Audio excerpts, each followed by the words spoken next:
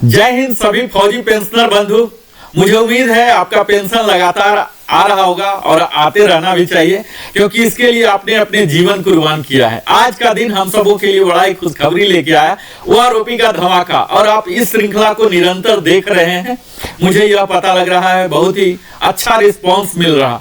आज ओआरओपी 3 के धमाका में ही मैं एक नया लेके आया हूं, जो सर्कुलर आप सबों ने अभी तक जान चुका होगा कि 555 ओआरओपी 1 लेके आया था, 666 ओआरओपी 2 लेके आया था और ओआरओपी 3 लेकर आया 677 नाम का, जो कि लागू हुआ है 6 सितंबर को। बड़ा ही जल्दी ये सब हो रहे हैं। तो आइए हम सबसे पहले आपको सर्कुलर के बारे में ही थोड़ा सा दिखा दें कि आखिर ये सर्कुलर होता क्या है, किस लिए होता है। तो यह आप जान लीजिए, यह सर्कुलर जो है हमारे उन फाइनेंशियल अधिकारी के लिए, आप यहां देखेंगे कि यह सबसे पहले जो कॉपी किया गया है आरबीआई को किया गया है, यानी कि आरबीआई के अधीनस्थ जो भी ऑफिस है उनको गाइड कर सकें कि आगे की कार्रवाई क्या है। तो आगे की कार्रवाई सिंपल है, पेमेंट करना है उस बढ़े हुए दर पर। तो इस चीज के लिए जो फाइनल अथॉरिटी है यही सर्कुलर है 677। आप देख पा रहे होंगे 6 सितंबर को जारी किया गया, जिसके पहले एड्रेसी हैं आरबीआई, दूसरा सारे सीएमडी हैं, पब्लिक सेक्टर बैंक जितने हैं, उसके बाद प्राइवेट सेक्टर है, उसके बाद यही कॉपी सीपीपीसी के लिए जाता है, जो कि अगर मैनुअल किसी को चेंजेस करने हैं तो वो चेंज करेंगे। यहां सीएमडी पब्लिक सेक्टर से उनके कारपोरेट सेंटर बैकएंड से सॉफ्टवेयर में चेंजेस करेंगे। ऑल मैनेजर सीपीपीसी से, सीपीपीसी के लिए जो बैकएंड से नहीं हो पाएगा कारपोरेट से, वो सीपीपीसी में मैनुअल करना पड़ेगा। इसके लिए ट्रिकल फीड जनरेट करना पड़ता, यह होगा। यही सर्कुलर जा रहे हैं एयर अटैची को भी, जो कि अलग अलग देशों में रहते हैं। यही सर्कुलर सारे सीडीए को भी जा रहे हैं, ताकि उनको पता लगे। आपको यह मालूम होगा कि सर्कुलर 677 के कारण जो भारत सरकार पर आर्थिक बोझ आ रही है, 6500 करोड़ का बोझ आ रहे हैं इसके बढ़ोतरी के कारण। अब यह अलग बात है, मैं अभी उस बात को नहीं करूंगा कि कितना बढ़ा नहीं बढ़ा, क्या विसंगतियां हैं, कितने लोग नाराज हैं, कितने लोग खुश हैं। तत्काल मैं यह 677 की एक जस्ट झांकी आपको दिखा सकूं कि इसका मूल उद्देश्य क्या होता। तो इसका मूल उद्देश्य है पेमेंट की कार्रवाई प्रारंभ करना, एरियर की कार्रवाई प्रारंभ करना। तो हम सब जान रहे हैं कि यह ओआरओपी 3 जो है लागू हुआ है 1 जुलाई 2024 से, यानी कि जुलाई महीना और अगस्त महीना 2 ही महीने हुए हैं।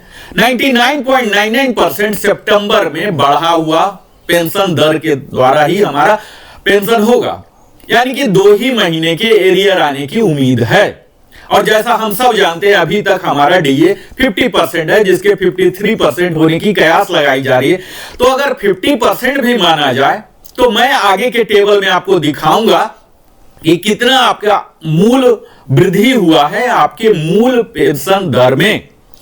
उदाहरण के तौर पर कह रहा हूं कि अगर 1000 रुपीज आपको बढ़ा हुआ दिख रहा पर मंथ, तो 2 महीने का हुआ और 50% डीए हुआ।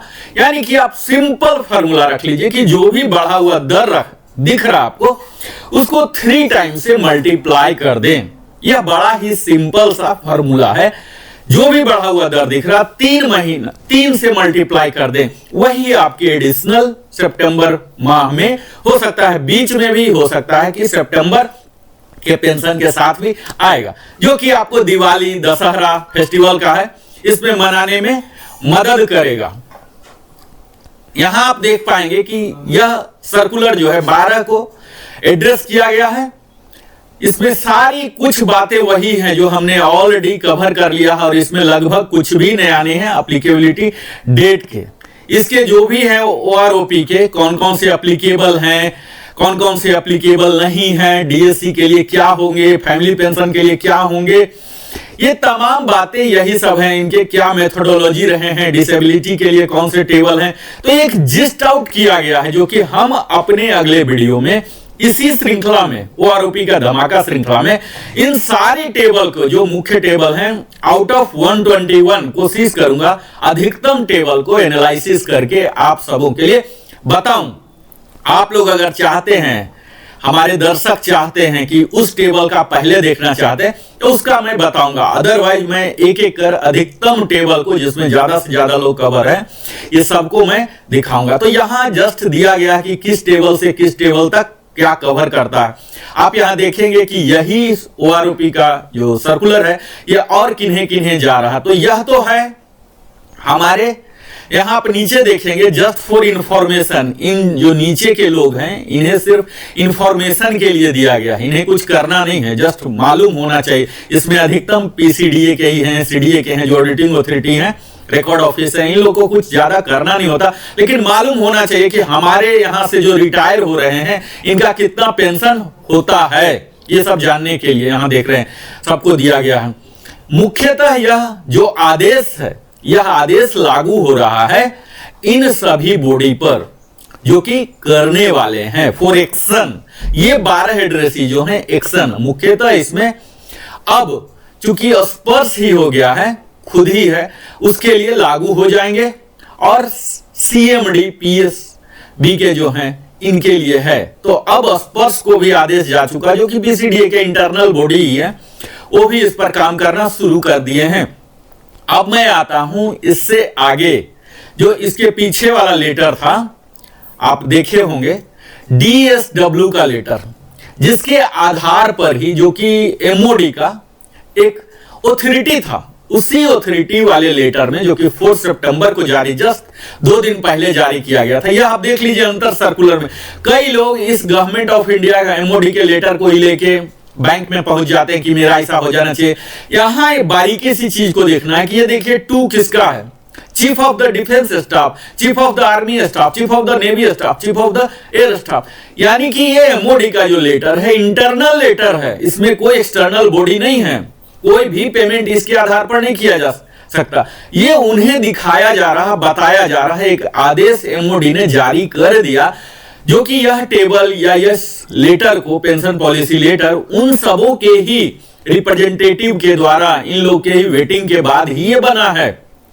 अब ये अमली जामा इसे दे दिया गया, एक ऑथोरिटेटिव रूप दे दिया गया, यह पेंशन पॉलिसी है, लेकिन पेमेंट के लिए ये ऑथोरिटी नहीं है। ये अंतर मैं मूल यहां बताना चाह रहा हूं। यह पेंशन पेइंग ऑथोरिटी नहीं है, पेंशन टेबल के लिए जो कि PCDA जिस पर काम करती है उसके लिए ऑथोरिटी है, इंटरनल बॉडी के लिए। और बैंक के लिए जहां पेमेंट की बात आती है तो उसके लिए सर्कुलर है। यानी कि हम लोग को अगर क्लेम करना है वास्तविक कि हमारा इतना बढ़ जाना चाहिए, इतना नहीं बढ़ा, तो हमारे लिए लैंडमार्क यही 677 होना चाहिए सर्कुलर। इसी सर्कुलर के एनक्लोजर में ये लगे हुए हैं, यानी कि इसके जो सारे तमाम टेबल आप देखेंगे ये सब उसी सर्कुलर का हिस्सा अब बन गया है। ठीक है, तो अब मैं आता हूं अगले अपने मुख्य हिस्सा में। आज का वीडियो मैं मुख्यतः डेडिकेट करना चाहूंगा उन सभी मित्रों को जो कि 2016 1 जनवरी 2016 के बाद जो सेवानिवृत्त हुए हैं, यानी कि 7 CPC के आने के बाद। हम सब जान रहे हैं कि हर पे कमीशन कुछ ना कुछ अच्छाई लाता है, परेशानी लाता है। तो जो परेशानी ला रहा है, आप देखे होंगे कि 2006 से 1 जनवरी 2006 से 6 CPC आया।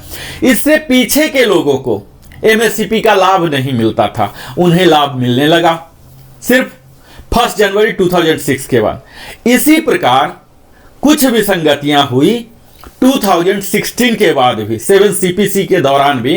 1 जनवरी 2016 के बाद क्या हुआ, वे लोग जो कि X ग्रुप में थे जिनका कि 6200 रखा गया अलाउंसेस, उन्हें अलग टेबल बनाया गया और उसी टेबल का नाम है टेबल नंबर 8, जो कि पिछले OROP 2 से टेबल नंबर 8 इंट्रोड्यूस किया गया। यह एक प्रकार की विसंगतियां हैं। जब OROP है तो टेबल नंबर 8 नाम का चीज एग्जिस्ट ही नहीं होना चाहिए था। इस टेबल नंबर 8 को वहीं मर्ज हो जाना चाहिए था टेबल नंबर 7। खैर, ये बाद की बात है, इस पर हम बाद में बात करेंगे कि क्या विसंगतियां हैं, क्या समाधान है, क्या हमारे पास लीगल रिकोर्सेस हैं, क्या हमें करना है।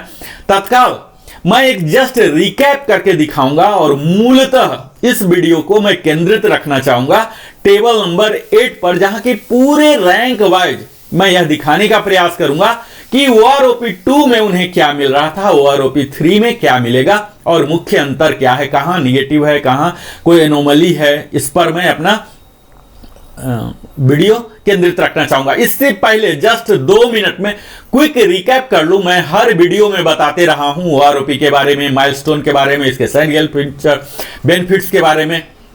अभी तक जो नहीं देख पाए होंगे ये समझ पाएंगे कि कैसे यह काम करता है। यहां हमने पूरे सर्कुलर के बारे में आपको बताया, जो ये है OROP 3 का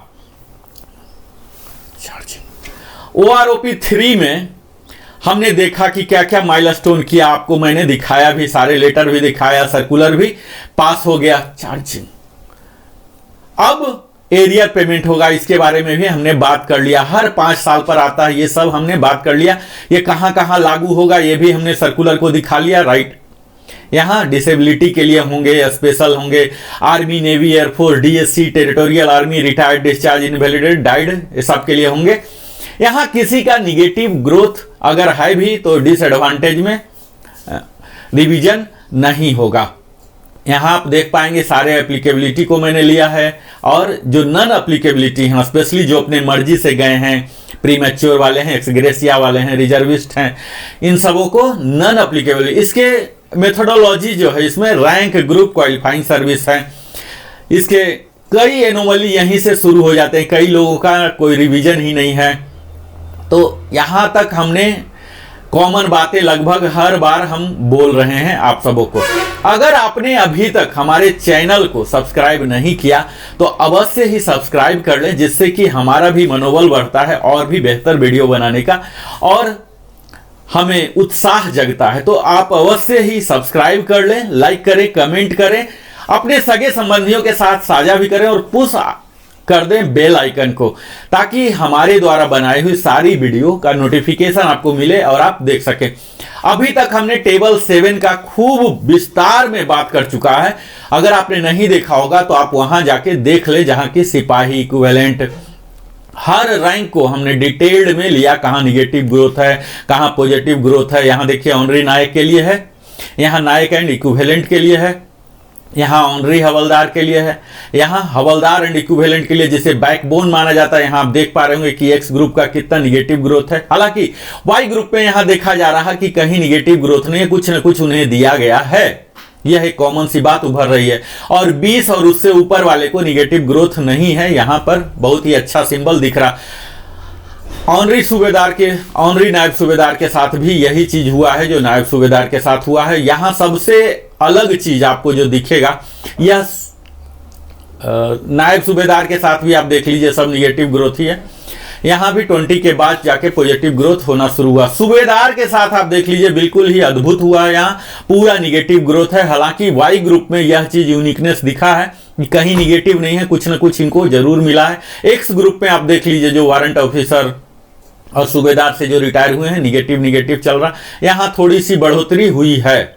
यहाँ वाई ग्रुप में एज इट इज निगेटिव बहुत ही कम है, पॉजिटिव दिख रहे हैं। तो सूबेदार रैंक के साथ थोड़ी सी न्यायपूर्ण नहीं की गई है। यहाँ सूबेदार मेजर देख रहे होंगे, सूबेदार मेजर में भी यहाँ इनको निगेटिव ग्रोथ दिख रहा और फिर बाद में पॉजिटिव ग्रोथ हुआ है।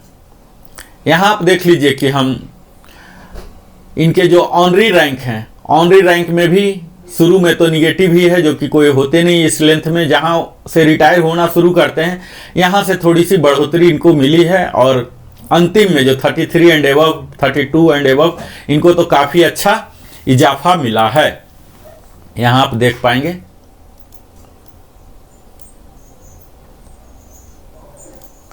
आप यहां देख पाएंगे कि किस प्रकार का चेंजेज आए हैं। यहां आप देख पाएंगे, थोड़ा ही है लेकिन है। अब मैं मूलतः आपको लेके चलता हूं टेबल नंबर, यहां से हमारी यात्रा प्रारंभ हो जाती है, जो कि आप यहां देख पा रहे होंगे कि 1 जुलाई से उन सभी जेसीओ को या अदर्स को यह टेबल लागू हो रहा। टेबल नंबर 8 जो कि एक्सक्लूसिव ग्रुप एक्स के लिए है। तो अगर आप ग्रुप एक्स के हैं और 7 CPC में रिटायर हुए हैं जो कि डायरेक्ट EPPO आपको मिला है, तो यह वीडियो आपके लिए यहां से अब इंपॉर्टेंट होने जा रहा है।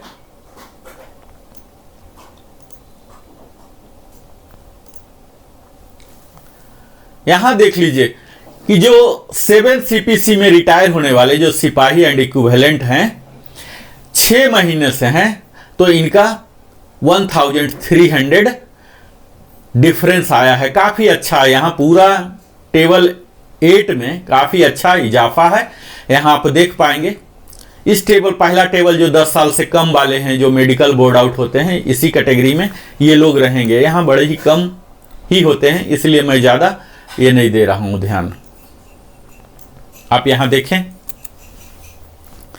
कि किस प्रकार थोड़ी सी बढ़ोतरी हो रही है। लेकिन यहीं आप जब क्वालिफाइंग सर्विस ज़्यादा बढ़ रहे हैं, जो सिपाही रैंक का यूजुअली नेवी में 15 ईयर्स में जाते हैं 225 हो रहे हैं, और उसके बाद एक बढ़ोतरी अच्छा खासा है 20 ईयर्स पर जो सिपाही रैंक में ही है। हालांकि ऐसा बहुत ही कम होगा, फिर भी 20 ईयर्स में 1050 का बढ़ावा हो रहा। और 20 के ऊपर वाला जो कि बिल्कुल नगण्य ही मात्रा में होंगे ऐसा, तो 2009 का डिफरेंस हो रहे हैं। अगला रैंक है ऑनरी नायक। ऑनरी नायक में भी आप देख पाएंगे कि 6 मंथ्स के लिए 1300 हैं। इसके बाद सब में कुछ कुछ बढ़ोतरी हो रही है, पॉजिटिव ग्रोथ है टेबल नंबर 8 में। इसके बाद आप पिछले टेबल की तरह ही देखेंगे, कहीं निगेटिव है कहीं पॉजिटिव है। 20 के बाद 20 में 1050 हो रहे हैं, ग्रोथ अच्छा खासा है। आप अगर इस ब्रैकेट में फॉल हो रहे हैं तो मुझे आपसे आग्रह यही है कि आप इस टेबल का स्नैपशॉट ले लें, ताकि आप खूब आराम से अपने क्वालिफाइंग सर्विस में क्या रेट आ रहा है यह देख लें। क्वालिफाइंग सर्विस हर वीडियो में मैं बताता हूं कि यहाँ राउंडिंग ऑफ किया गया है 6-6 महीने के स्लॉट में, लेकिन कोई जरूरी नहीं होता कि 6-6 महीने में ही आप आएंगे। कई का 3 महीना रहेगा, तो अगर 3 महीना स्पिल ओवर हुआ, यानी कि उदाहरण यहां ले लीजिए 11 ईयर्स 3 मंथ हुए हैं, तो आपको 11 में ही रखा जाएगा।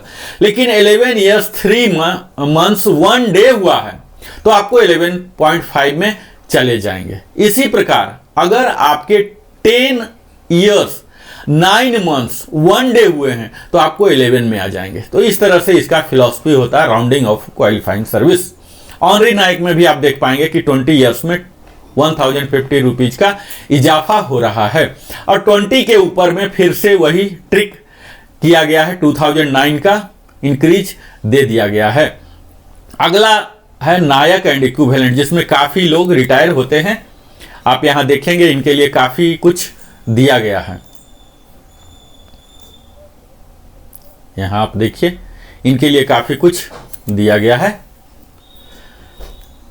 6 महीने से ही इनको 1300 जो नायक जाते हैं 10 ईयर्स तक भी जा रहे हैं, तो इन्हें अच्छा खासा इजाफा मिल रहा है।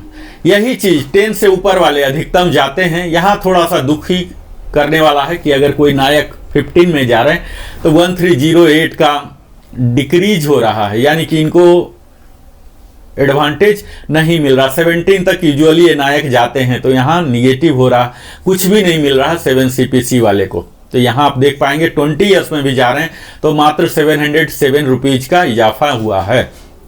इसके ऊपर बहुत ही कम जाने वाले होंगे, और इस टेबल बनाने वाले को भी मालूम है कि 22 के बाद कोई नायक नहीं रहेगा, वो हवलदार बन ही जाएगा या ऑनरी बन जाएगा। तो यहाँ 22 के बाद अंधाधुन वैल्यू इन्होंने दिया है 2657 टेबल 8 में, जो कि 28 मैक्सिमम है, यहां तक जा रहा है। अगला रैंक है ऑनरी हवलदार, जो कि सिर्फ आर्मी में ही होता है। यहां आप शुरू में देखेंगे 10 साल तक काफी बेहतर इजाफा है, 3 डिजिट में है, काफी खुश करने वाला। हालांकि इसमें कम ही होंगे जो ऑनरी हवलदार होंगे, तो 20+ हो जाएगा, इसमें फॉल नहीं हो पाएंगे। बहुत ही कम जो कि स्पोर्ट्स कोटा से डायरेक्ट स्पेशल प्रमोशन लिए आउट ऑफ टर्न, तो ये सब हो सकते हैं एक्सेप्शनल वाले। यहाँ फिर देखिए 10 के ऊपर वाले कुछ हो सकते हैं।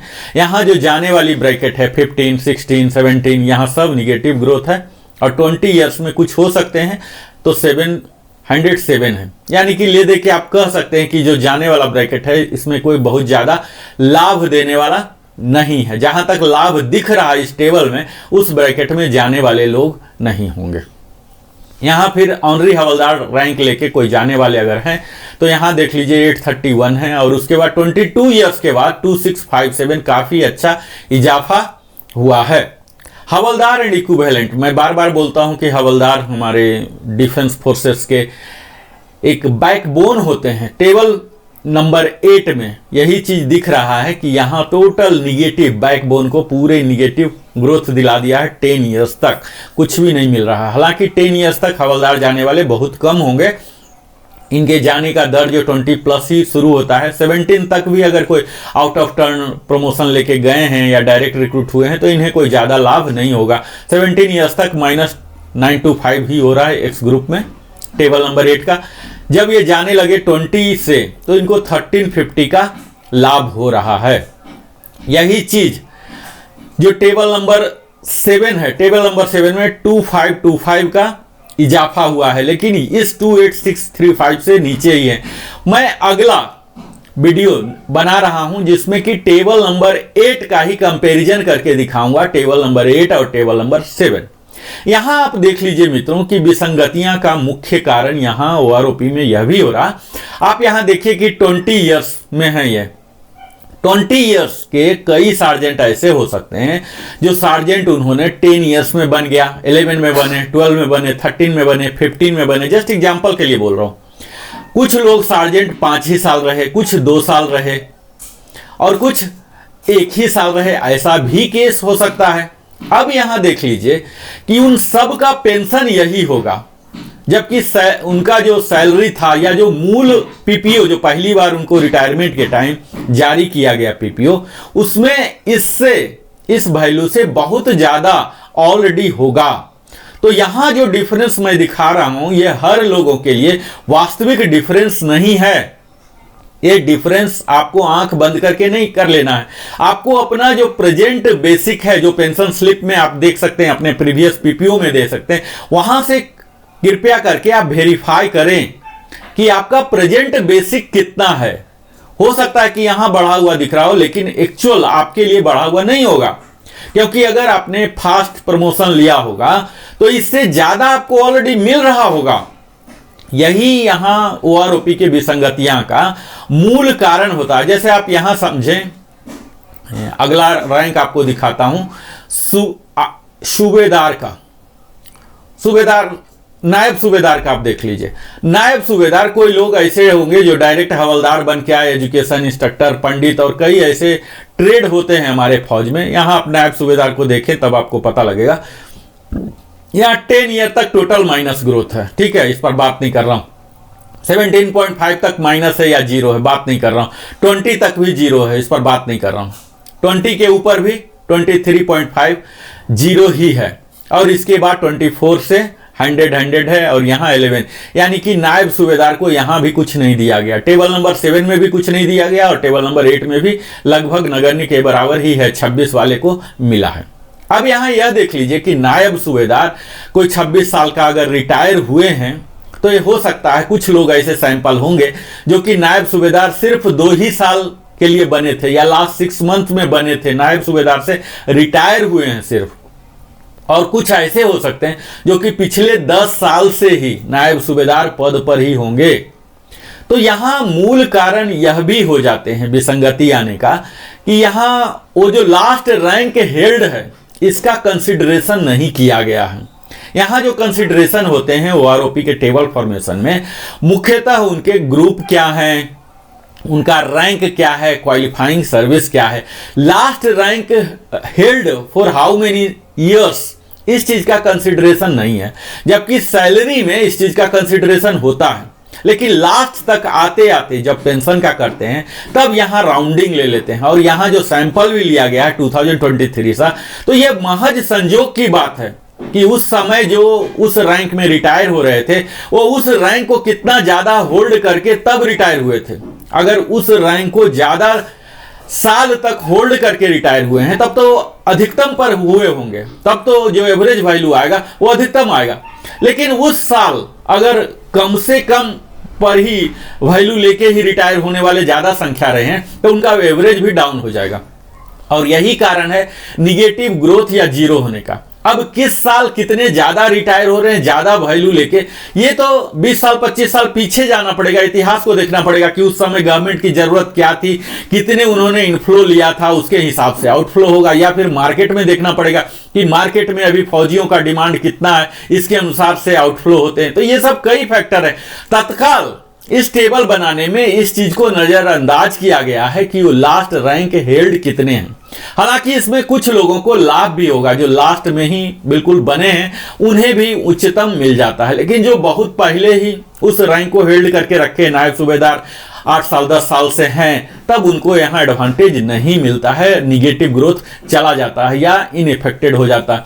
तो यहाँ कोई ना कोई हमारी अथॉरिटी को इस तरह का फॉर्मुलेट करना चाहिए जिससे कि यह चीज हो कि सबको लाभ हो और एक रेशनलाइज तरीके से हो। ऐसा नहीं हो कि किसी को मिल गया और किसी को नहीं मिला, सबको मिलना चाहिए। इस तरह का कोई फार्मूला उन्हें डिराइव करना चाहिए। हमारा तो सजेशन यही है कि जो पैरामीटर्स अभी लिए गए हैं, जो इंडेक्स लिए गए हैं, इस इंडेक्स में रैंक हेल्ड को भी इंक्लूड किया जाए। मिनिमम उस रैंक का इतना बढ़ोतरी हो, यानी कि सिंपल सी बात है कि 3-3% तो बढ़ ही रहे हैं, तो 3-3% हर साल बढ़ रहे हैं, तो 5 साल में है तो 15%, तो 7.5% तो मिनिमम सब में बढ़ोतरी होना ही चाहिए। तो ये फार्मूला लेके चलें तो शायद इतनी विसंगतियां ना हो। सूबेदार रैंक का यहां भी देख लीजिए, जैसा टेबल 7 में हमने देखा, यही चीज क्लियर दिख रहा कि 10 साल तक बिल्कुल निगेटिव ग्रोथ, इतना ज्यादा निगेटिव ग्रोथ दिख रहा है।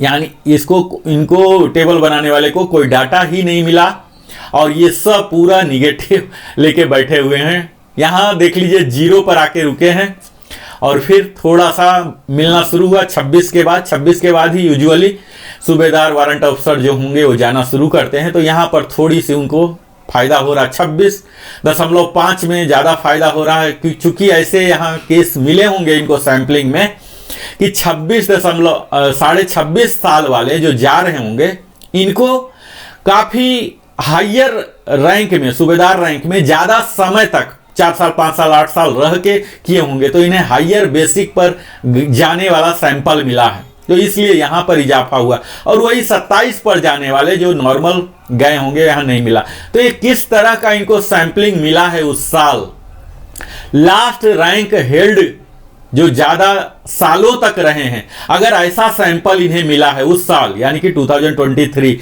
तो उनका बढ़ गया। यही इसके पीछे लॉजिक दिख रहा कि कहीं 0 हो रहा, जो कि ऐसा नहीं होना चाहिए।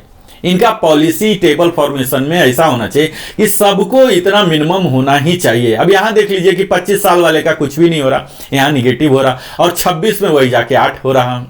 तो 22.5 से लेके 25.5 तक कुछ भी नहीं मिल रहा और 26 में जाके 800 रुपया मिला है। तो ये सब विसंगतियां हैं जो कि क्लियर कट सूबेदार में बहुत ही ज्यादा इंपैक्ट कर रहा है, निगेटिव इंपैक्ट आ रहा है। इसी प्रकार सूबेदार मेजर में आप देख लीजिए कि इसमें जो हम देख पा रहे हैं अधिकतम है इनका, सारे निगेटिव ही आपको लग रहा है। यहां 10 साल तक निगेटिव ही दिख रहा। हालांकि 10 साल में कोई सूबेदार मेजर बन के नहीं जाएंगे, कोई एजुकेशन इंस्ट्रक्टर या डायरेक्ट हवलदार से या जेसीओ से हुए हो सकते हैं और मेडिकल बोर्ड आउट हो जाएं, तब अलग बात है। 20 तक भी यहाँ पूरा निगेटिव, इतना भयंकर निगेटिव इनको मिल रहा है, यानी कि सैंपल ही इनको नहीं मिला है। सैंपल नहीं मिलने की वजह से इनका एवरेज खराब हुआ। एक आध कोई सैंपल मेडिकल वाला मिला होगा जिसका कि बहुत ही लो रहा, क्योंकि कम लेंथ ऑफ सर्विस में जब आउट हो रहा तो उसका बेसिक भी कम ही होगा, तो कम वाले के कारण ये पूरा निगेटिव चला गया। तो ये एक विसंगति पूर्ण है। इसी तरह से आप देखेंगे सूबेदार मेजर का यहाँ 20 से ऊपर वाला है, जो कि एक्चुअल यहाँ पर सारे निगेटिव ही दिख रहे हैं आपको। यहाँ आप देखिए पूरा निगेटिव, पॉजिटिव वैल्यू 26 से शुरू हुआ है, जो कि यहां से जाना शुरू ऑलमोस्ट करेंगे।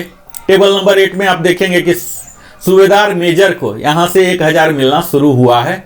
26 के बाद ही यूजुअली एसएम बनेंगे, एमडब्ल्यू बनेंगे। इतना अभी तो एमडब्ल्यू के लिए 30 इयर्स क्वालिफाइंग सर्विस है, तो 30 के बाद ही बनेंगे ही और उसके बाद ही जाएंगे, 31 में जाएंगे।